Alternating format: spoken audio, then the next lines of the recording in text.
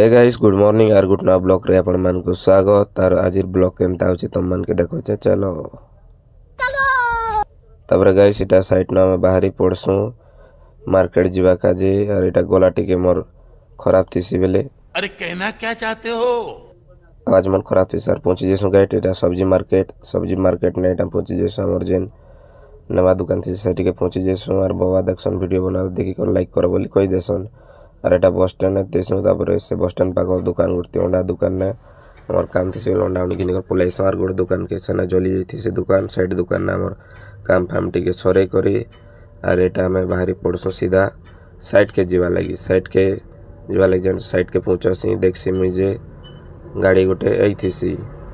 तापर पाके जैसे देखसी जे हमर दोस्त तापर ताकर सन टिके हाथ होती मिले करी आम टिके हकुका करतीसु तापर गाइस से मने टिके वीडियो बनावाला देखि लाजे सब झूठ बोल रहा है। तापर हम रेडी फेडी ही कर खावा काजे कैंटीन के हमें एटा बाहरी पड़सु गाइस तापर फाइनली हमें कैंटीन के पहुंची कर से मन खौती सनंडा मुई खाइसी छतु आर गाइस खाई खा सरी कर हमर ब्लॉक के थेनु शेष हला।